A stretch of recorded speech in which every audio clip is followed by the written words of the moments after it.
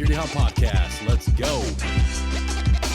You're dealing with an expert in guerrilla warfare. With a man who's the best. With guns, with knives, with his bare hands. A man who's been trained to ignore pain, ignore weather, to live off the land. Job was to dispose of enemy personnel, to kill, period. Win by attrition. In the right place.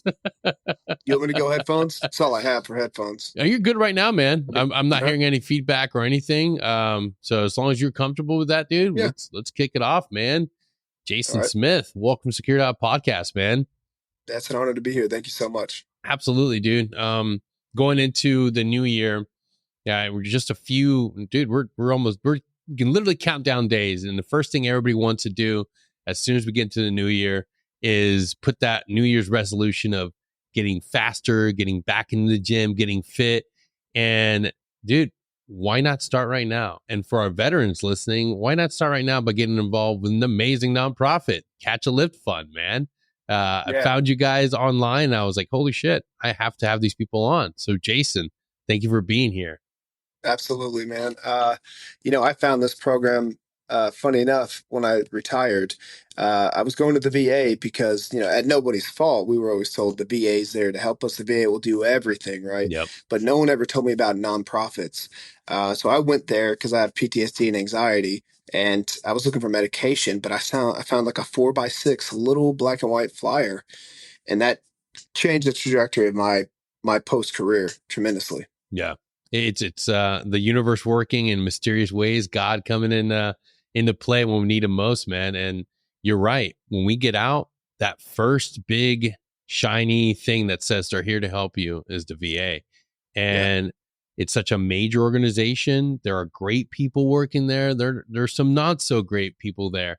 But the main thing they're going to provide you with is often something that can lead into doing more harm than good. I'm not saying that every medication's bad. I'm not saying that medication for pain is a horrible thing. But what I am saying is, more often than not, what they pump into us isn't always the best thing. It's a hard lesson learned by many of us that is discomfort is good. We need to be in discomfort. I think that we forget about that when we get out. And you have a very unique personal story that is a personal testament of being able to get back after it and being able to say, you know what? Life's kicked me down a lot, but I'm willing to get back up. So Jason, man, tell us about your service. But first, how did you find yourself in the military, man? What got you in the service? Yeah, absolutely. What got me into the military was that my mother and father both served. Nice. And once my mother had me and my sister, she decided to step away from that, allow my father to continue his career. And that worked out well because as a storm kicked off and he was gone for a while, but she was there to raise us. So it was instilled in me at a very young age that I wanted to serve, and there was no higher honor than to serve my country. I graduated high school in 2004, and the idea was to go straight in from high school, but I decided to live my life a little bit, go a little crazy. Settled back down at around 22 and joined at 23. Nice. Yeah, it's not always right off the bat.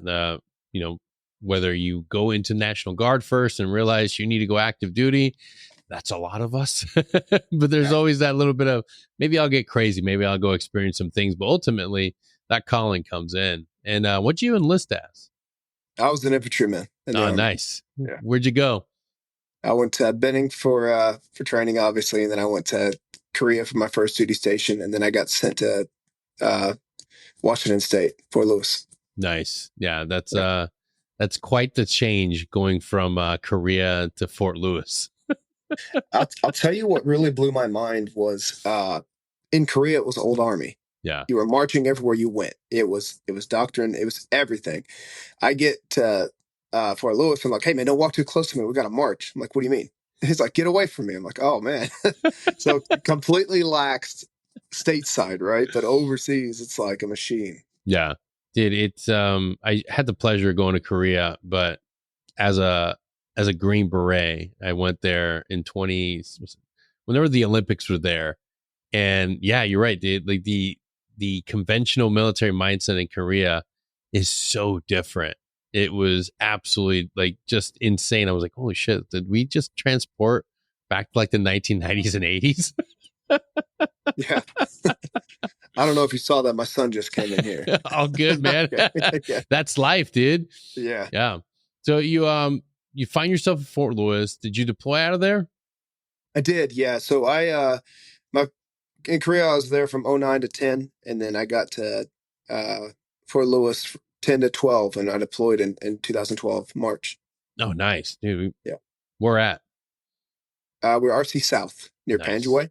Nice. Yeah. And I remember asking an older guy, he was E7. I was like, "You think we're going to be good?" And he started laughing at me. And he's like, "Do you know what Panjwai is?" I was like, no idea, man." It's like the birthplace of the Taliban. I was like, "Oh, okay." Yeah, that's a common misconception. Everybody thinks that every service member, every soldier on the ground is like well read, to have infinite knowledge of the Yeah. subject matter of everywhere they're going, and that couldn't be further from the truth, man. Yeah. It like the common guy, the common boots on the ground infantry paratrooper, the grunt as they would say, doesn't have this robust knowledge of the history of the region and everything. Everybody just knows, okay, I'm going to this Yeah, outstation. we do what I'm we're going to this told. spot. And if you're Exactly. higher up, you obviously know why you're there. It's not my job to ask why I'm there. It's my job to execute. And that's how Yes. I lived my career.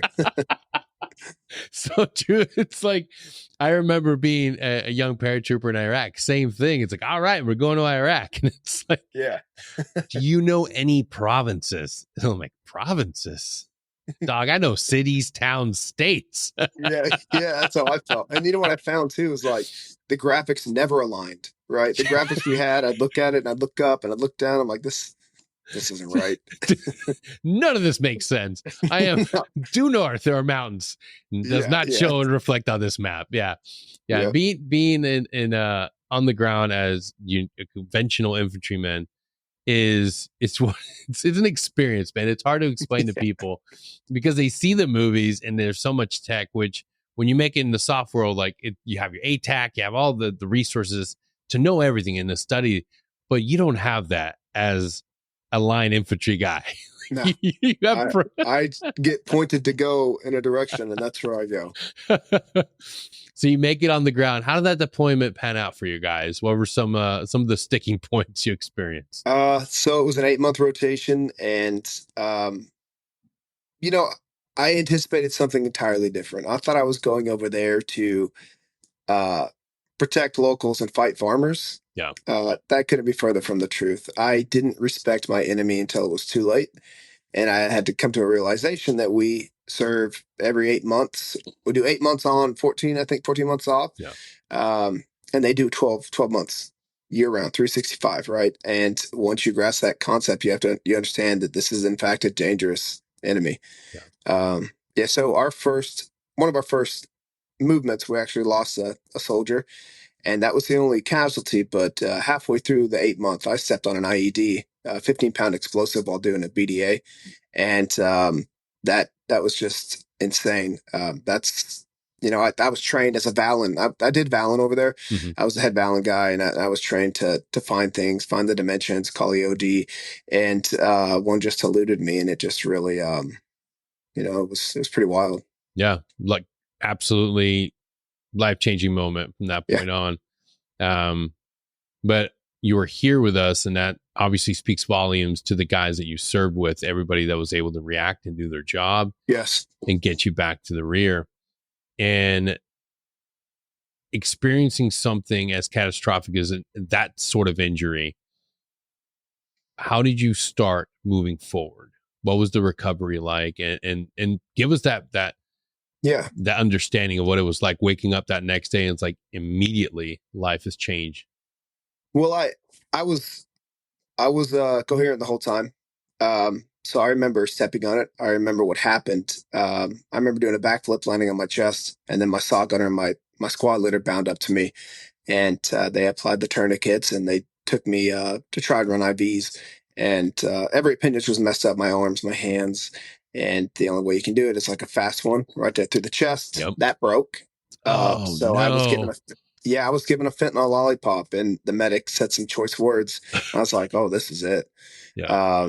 I remember being in shock, but I was up for promotion. And I remember yelling at my platoon sergeant, it's like, you better promote me. I swear to God. And I'm pointing. I don't know if you can see my hands, Yeah. but they're pretty banked up. And I was like, fingers hanging down. I'm like, oh, you better do it. And they got me on the bird. They saved me by drilling into my shoulder. Okay. And that's how they ran the IVs. After that, I woke up in Germany in an incubation chamber. My lungs were at 15% capacity. And I was delirious. I didn't know what was going on. Um, it was, it was just a wild ride. And I just had to rely on what people were telling me to make that my truth. Yeah. From Germany, they took me to Fort Sam Houston, and that's really when my journey started. I started my rehab, and I I really put off walking for a long time. I didn't really want to do it. I remember getting my legs in November and didn't walk until March or April.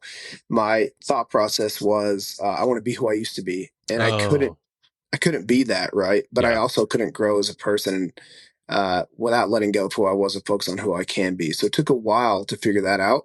But once I did, I put my legs on and never took them off. Dude, that is, I want to reflect on that and pause on that for a second. Like, that is a powerful friggin' statement, man. Yeah. Like, that is, you see these prosthetics, you see these legs that are bringing you, and it's like, no, fuck that. I want what I used to have. And like, that mentality, like, fuck, man, like, what Yeah. finally got you to understand that, like, I can be me, I can still be me, like, this is a chance to get Um, back to who I was. so when I was in rehab, I was big into fitness before I got hurt. I was 6 foot 220, and I remember the doctor was always telling me like my right hand will never work again. The only thing that works is my thumb and index. The knuckles are missing. The bone in it's from my hip. It's smaller than my left hand now. No extender or flexor tendons. And I was a big bench press guy. Mm-hmm. And I started going to the gym again. I think I started with just the bar, then I got to like 135. And when I started hitting about 250 pounds, I was like, I realized that I don't have to live the life they told me I would live. I set my limits. I Yeah. push through them, and I'll live the life I want.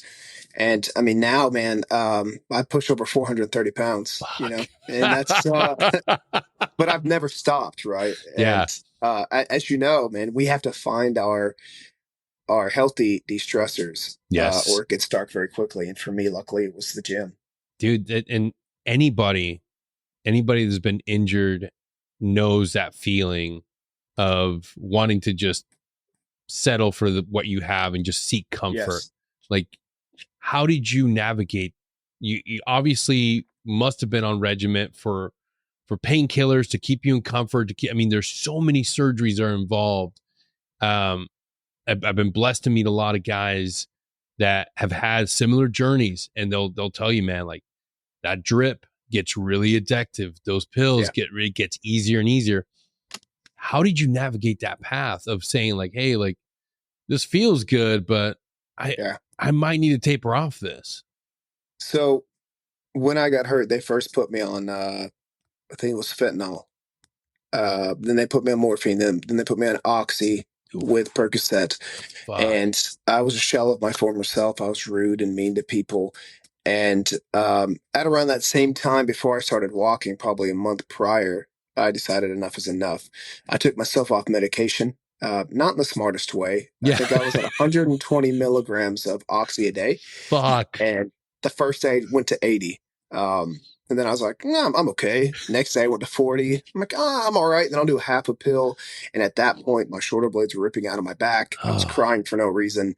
But I never came back to the medication because I knew what I wanted, and I couldn't do what I wanted to do living on those meds. yeah. So, I mean, there was still some residual pain daily. But like you said, it reminds me that I'm still here. And I'd much rather find a holistic approach to pain management rather than just shoving pills down my throat. Dude, it's so important for us to echo this message as much as we can. Like, we have to understand that, yes, there is such a thing as, like, dude, when you're injured, like, I remember always hearing that, and you probably heard the same thing from platoon sergeants or squad leaders, like, hey, is this pain, or are you injured? It's understanding that, Yeah. like, I don't want you to be suffering to the point where you can't get out of bed.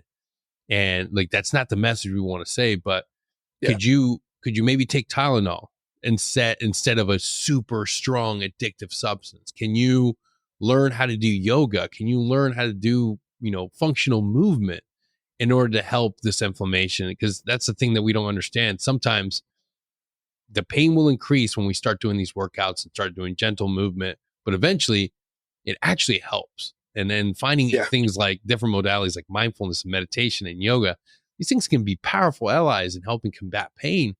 What were some of the things? Like, obviously you got back in the gym, which is fucking, like, you're benching 225 and you're still in treatment. That's fucking insane. But what else did you find was helping you in those early stages? But what I found that was helping me the most was just the mindset. Once I really realized what my goal was, and that was to be the best version of myself, I was not willing to settle for anything less. Right? We all have a standard, Yeah. and we are notoriously hard on ourselves. Right? I'm sure you still kick yourself every day because there's something that you want to accomplish. But if Oh you yeah. look around you, how many people have done what you've done? Right? Yeah. But we don't see that. We just see the things that we haven't got yet. So once I really grasped that, I just kept pushing forward, and there was a lot of stuff in front of me. When I started walking again, like we talk about pushing through the suck, right? Yeah. I had everything in front of me to fail. I started walking at night. I was heavy. Started walking at night. I got ran over in a crosswalk, for Sam Houston. Fuck. Uh, yeah, but I Jason. was okay. I was okay. Yeah. Um, it was funny, man. I probably shouldn't say this, but I'm gonna say it anyways. My buddy's from New York. He saw me get hit, and I tried to stand up. He's like, "Stay down," and I'm like, I'm up, man. I'm good." We'll, we'll blur that out. Yeah. But yeah, I got up, man, and the next Oh. I took on therapeutic kayaking. Uh, Nobody taught me how to get out of the I forget what it's called. There's like a bib on top yeah. of it. Yeah. They taught me how to get in, but not how to get out. So the canoe flipped. Like I said, I can't grab stuff. They taught us Yeah. how to flip with the paddle. It fell out of my hand. I was under long enough to be like, I'm good. I'm done. Oh, They fuck. flipped me over. I picked up water. And then that was it for kayaking. And then, yeah, so like all these things, man, in a calendar year, it was horrible. Then I got robbed by my caretaker, which was my sister. So they pay us Oh, a lump sum of fuck. money, SGLI, and she took all of it. But Jason. at that moment, I mean, like I said, everything was knocking me back down and Yeah. back down and back down, but I continued to crawl up, Yeah. right? Because I wasn't going to just sink myself into that. You just have to find that light and just keep focusing on it. My light was just succeeding, Yeah. being me, Absolutely, man. Like those are, dude, that's a lot to unpack. That's Yeah. a lot of For 12 betrayal. months. Yeah. And this happened all within a span of 12 months. Yeah, this was before July of 13. So I got hit in July of 12 and I started walking in March, and it's just like one after another. Boom, boom, boom, boom. Fuck. But I think that built character, right? That showed me that I was resilient. I could continue to push Yeah. forward. And dude, it blows my mind that throughout this, you didn't turn towards alcohol. Did you Yeah. find yourself having did you have any vices? Like, I mean, in that journey with everything that you just shared, like, it is so common for our demographic, our community, our warriors that, they're being resilient, they're doing great, but one thing knocks them down and it's like, okay, maybe I'll reach for the bottle. I'll reach for Yeah. this. Did you find yourself at all being tempted by any of these things, or did you stay resilient, stay in your resolve of like, fuck this, I'm going to continue going forward? Obviously, yeah, there was some temptation there. And I would go out and drink occasionally with some of my buddies that have been through the same thing that I've been through. But, man, I haven't had a drop of alcohol all year. I never fell into alcohol. It wasn't my thing. My thing was Fuck yeah. fitness and video games. Dude. That and copious amounts of Milk Duds and Red Bull. So that was what, at the height, talk about depression. At the height Yeah. of my depression, I would have this computer I'd sit in front of. I'd line out my Milk Duds, and I'd have like 2 Red Bulls on each side. And I think I was watching Prison Break, and I'd just be like, and like drink. And my sister would be like, "What are you doing?" I'm like, I don't know. So that's like a wake up call that I was like, maybe I'm a little far left. I need to, Dude, come back. fuck yeah, dude. good for you. And this is, again, pause right now, dude. If you're listening to this and you're in your own fight, you're in your own journey to whatever it is you're going through, like, borrow some strength and some courage and motivation from this story. Like, this is, fuck, man, absolutely phenomenal. Nobody expects their family to do them like that, and having Yeah. your caretaker take all your money and then leave. I would imagine then just bounced, right? Like, Yeah, fuck. she quit answering calls after that. But I have two children now. I have a wife that met me after my injuries.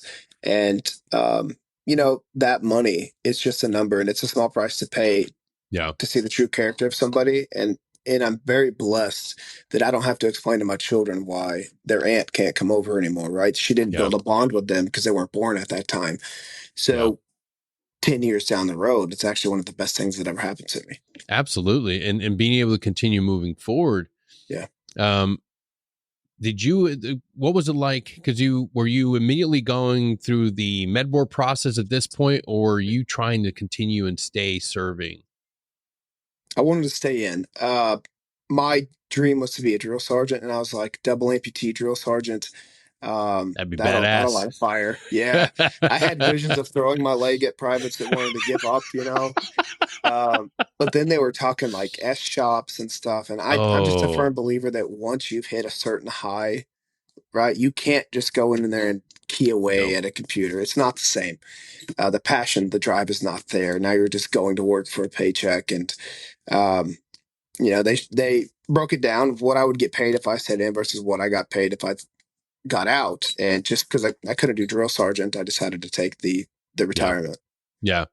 No, it's important to have your passions in line with what you're doing. And you're right, man. Like, not to knock anybody, it's an S shop. That was the worst, the worst time of my life. Yeah. You were in one? Yeah, when I was getting I out, know. that was my last stop, and Yeah. that's where dreams go to die. I I agree, because every time I'd go in there and ask them for stuff, you could just tell they're just like, I don't want you here. I don't want to be here. It's like, oh, But that's hard. I learned the importance of being a positive voice in that environment. Yeah. I was going through a lot when I was leaving, and I saw a lot of people. I mean, the strongest worker in that shop, everything hinged on uh, an E5, just a sergeant, a young sergeant, and he was responsible for moving mountains. And you've got all sorts of officers and senior NCOs. I'm just like, man, like, you can't work these people to death, and you can't walk in here and just be constantly negative. And I realized the importance of being a positive voice, being able to find, even though I was going through my own journey, my own fucking nightmare, I realized the importance of being willing to smile and be positive, because you never know what somebody's going through. And like, I would imagine when you were going through your journey of healing, did you find yourself having to really say, you know what, like, I can choose to be angry, I can choose to be bitter, or I can choose to be happy and be positive? Like, developing, cultivating that voice, no matter how hard some days must have been, to just be like, Oh, fuck it, dude, I'm going to be happy. absolutely. Yeah. My mentality is that anybody can quit, anybody can say I'm done, this is stupid, right? But it takes a lot of grit to kind of pull yourself and rise from those ashes. And that's exactly what I did. I was driven by what I could become, right? And here I am, 10 years removed from my military career, and I'm still striving to do bigger, better things, be a better version of myself than I was yesterday or Yeah. last year, right? That's what keeps me going. And the fact that my children, they're 8 and 10 now, they see that Oh, I continue wow. to push forward. Right. Dad's putting his legs on every day. Dad's going out there. We live on a 60-acre farm. Right. Yeah. So I do farm. Like, I have livestock. So I Yeah. have horses and donkeys and stuff like that. And I go out there and tend to them. And I hope that instills something subconsciously into them, that they know, like, when times get tough, right? Yeah. When they go to college, right? It's the first true test as a young adult. Yeah. Going up there, and mom and dad aren't there to help them, right? I hope that instills something into them that, like, deep down they can say, I got this, right? I don't need to freak out. This is just a paper, Yeah. right? And that's what I hope to leave as a legacy for my children. Absolutely, man. How did you find yourself going into farming? How did that become part of your life? So I grew up in Montana and Georgia. So Okay. in Missoula in the 90s, we had horses, and in Georgia from 94 to now, I mean, I'm still on the tri-state line. We had horses and pigs and chickens and stuff, and it just kind of fell into my lap. And we moved here last year. We live in northern Alabama now, and Wait a second. we've What got part of Alabama? Bryant, Alabama. Okay. I'm in It's right outside of Prattville. Scottsboro. Okay. Yeah. Yeah. I just moved to Alabama myself. Oh, very cool. Yeah, Prattville, Yeah. Alabama. Is that south or north? Yeah, south. Yeah. Okay, yeah, Yeah. the pretty spot. Yeah. Yeah. I have the Tennessee mountains in my background, but I also have Central Time, and 6 minutes down the roads, it's Eastern. So it's Yeah. like people call it slow and fast time here, and I'm just like, just go off Eastern. Yeah, but I Oh, mean, honestly, like I live in a farm community, and the people here are amazing. They're yeah. so nice. There's no stressors. I'm far enough away from everything if I don't want to deal with it, but close enough if I want to go somewhere, I can. And that's all we really want when we get out. We want that peace and quiet, Yeah. that sense of just peace and tranquility. Dude, you hit on something that's super important that we don't stress enough. Being part of the community, reintegrating once you get out, the ability to bring your strengths and your professionalism from your service. And I get it. Infantry guys, you have professionalism. Trust me, you have Yes. things you can offer. But have you found yourself being able to integrate with your local community? Yeah, and it really took me to really learn new skills, right? Yeah. The skill set I have from the military isn't something that a lot of these guys want to do. Let's go blow stuff up. Let's go shoot things, right? But what we did find is when we enrolled our children into 4-H, Yeah. there was a group of gentlemen, and they go to auctions. So we would go to auctions. We made a lot of connections there. We got some animals. I've learned how to do fencing now, and yes, it's important to stand out and be true to yourself while connecting, right? But also be open to learning new things, right? I don't Yeah. think did you want to do a podcast when you were active? No, not at all. Like that Yeah. was I didn't find it as appealing until I was going through my own like issues. And it Yeah. was like three of us were struggling. And then our weekly, like, 'cause you find yourself, and you probably realize this as well, when you're being challenged and you're going through something, nothing helps you more than your community or your friends group, the guys that Yeah. you know that you can lean on. And that's what this started out as, just a text thread and a call between three friends that were like, why don't we just record this? We're talking about a lot of the same things that people are probably doing, but it was always just a hobby. You picked it up and you Yeah. let it down. But then when you get out, you're like, wait, this is passionate. I have passion for this. This is it helps people. I'm going to lean into Absolutely. this. Yeah. You found your purpose, right? Yeah. Um, And that's something too, like a lot of people that understand in the veteran community. If you've served with somebody, it doesn't matter if we haven't talked in 20 years. If he hits me up, it's like no time has passed and Yeah. they're there on the drop of a hat. You can't really say that about, no knock to them, but civilians, right? Yeah. They haven't been through the same things that we have been through, right? Yep. And you bond through trauma and tragedy. And that's kind of, the brotherhood in itself. And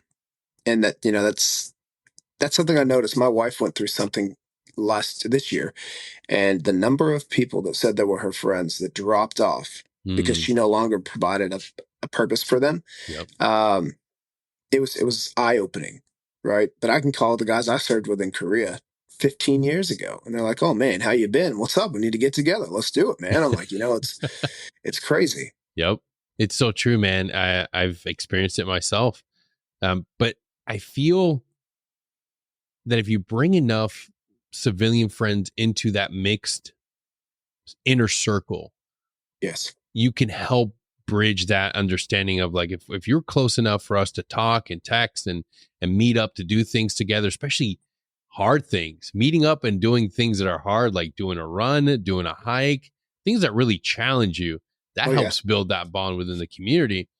And I think that's something that you are now able to do with Catch a Lift, like being able to give somebody, because it's something that it's not really unique to the military, but at the same time, when you wake up and you lift and work out with a platoon, with your team, every day, all the friggin' time.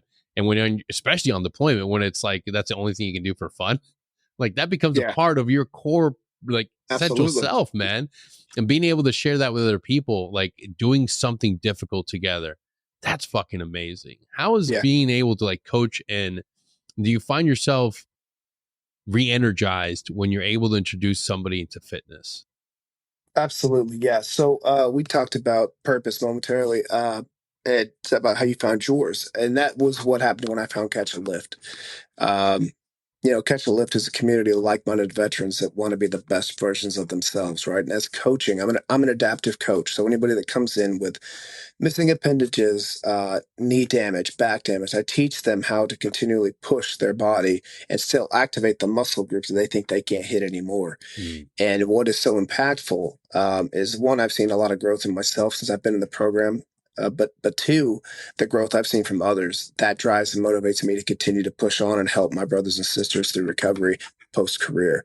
It gets very dark very quickly, very isolating if you don't have these healthy de-stressors, and that's what Catch and Lift provides. You know, I, I could have done a number of things, but to be here speaking with you, uh, you know, representing the 14,000 plus veterans that have gone through Catch and Lift, right? As a singular voice, it resonates and it moves me, and I'm very proud to do it.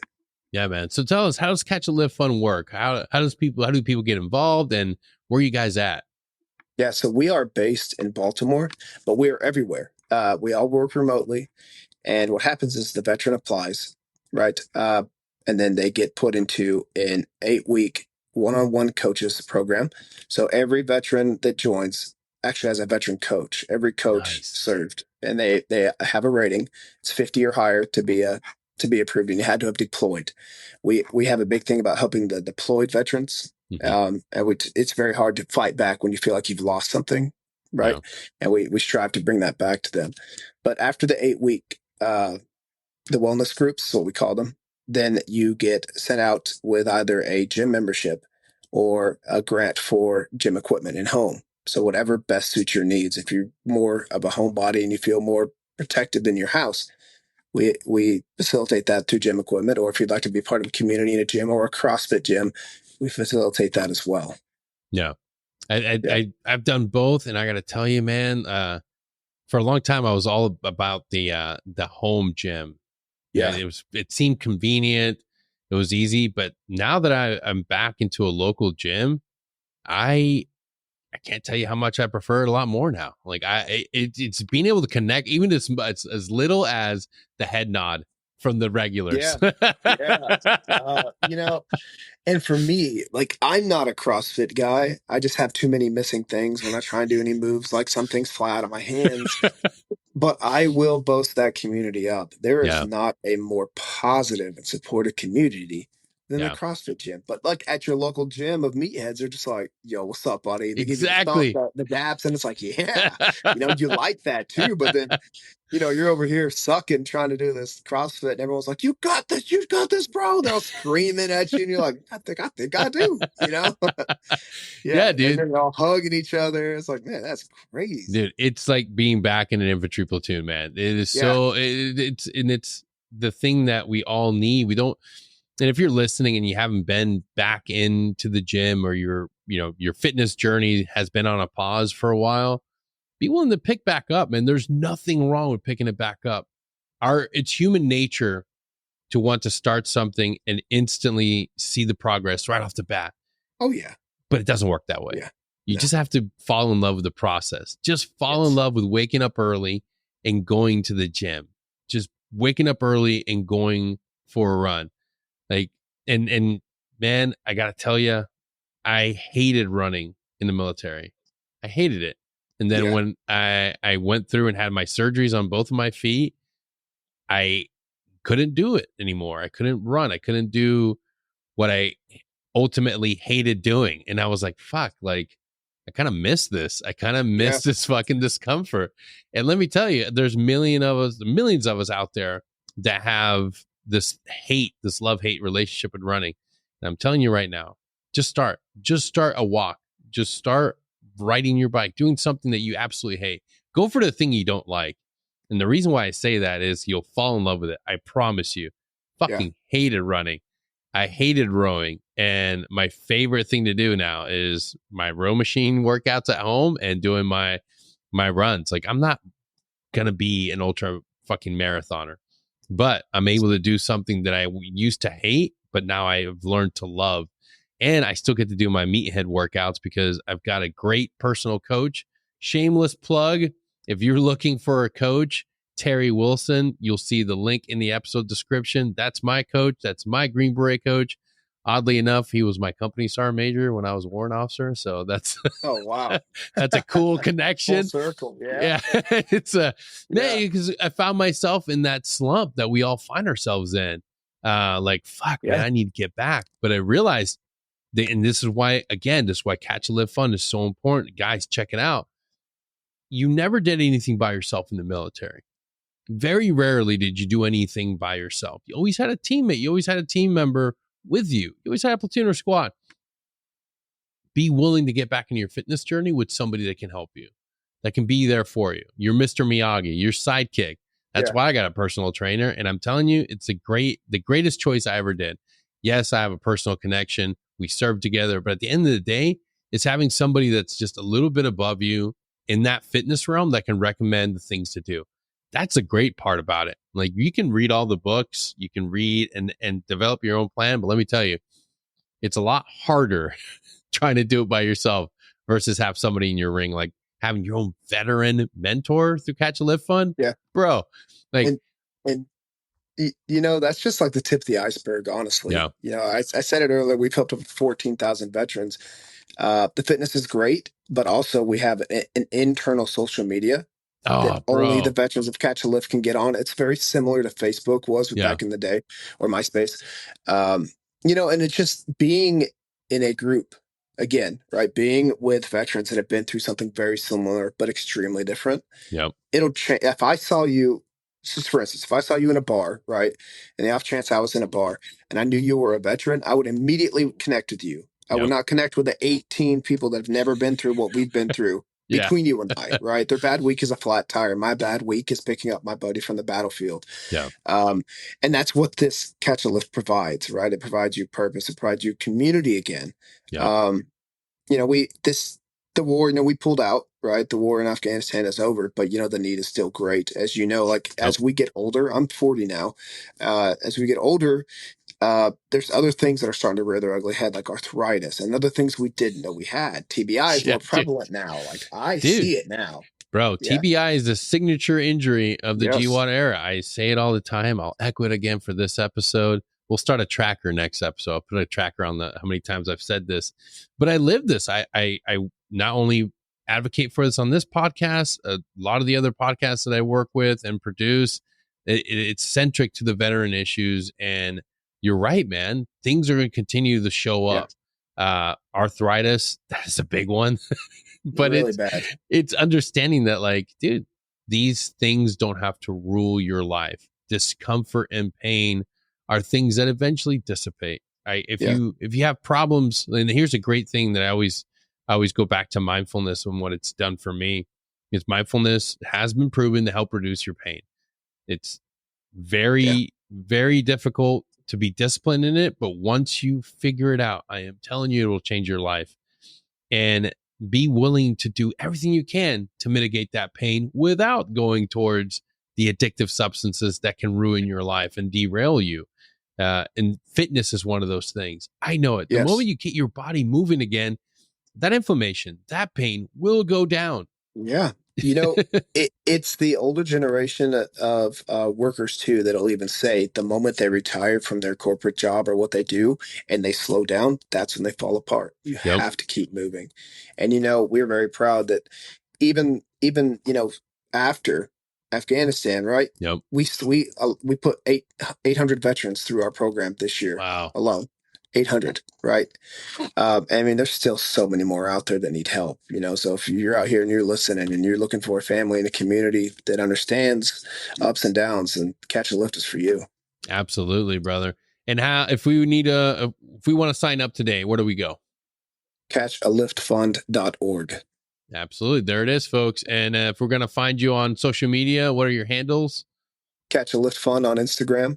That's the only one we have. Perfect, man. That's actually the best one to have. Jason, Yeah. thank you so much for being here, man. Thank you for sharing your story and for being a amazing advocate for our veterans. And I can't thank you enough for being vulnerable enough to share your story, because it's going to resonate with so many people. And it's just amazing to see you out there leading the way and still crushing the gym. You're absolute fucking unit. I try to be, man. Well, you said you're a big rower, right? Oh yeah. Yeah, so I got a Concept 2 hat on. I too dabble a little bit in the Yeah, rowing. dude, it's one of the, I've got my Concept 2 bike and my rower. Yeah. Dude, great. There's nothing more powerful than being able to see yourself get fit, get better, and climb that fitness ladder. Because like, look, I'm telling you guys, if you're listening and you're off your journey, if you haven't gone to the gym, if it's been a minute, it's the best. Right now is the best time to start. You're gonna start right now. Take a picture. The progress pics are the things that blow me away, man. Like, you can get back to where you were. You can get back to being able to feel good, look good. But it's not just about the looking good. It's about the feeling good, man. It's about being able to wake up with a little less pain, a little more energy to friggin' crush a workout. Because as much as I like the adaptive stuff and being able to be a functional athlete, nothing beats a fucking gym bro workout. I agree. Yeah. I honestly, my neighbor, so I live in like the deep South, right? Yeah. And my neighbor will come over in the morning and lift with me. And I told Nice. him the other day, so for him, it's great because he's never really been in a gym setting. But I told him yesterday, I'm like, man, you're helping me. Yeah. Like, you're making me lift heavier. I have more drive when you are here. Yep. Right? Because it's a connection. Yeah. Hell yeah. Jason, thank you again so much. And to everybody listening, thank you for tuning in. And we'll see you all next time. Till then, take care.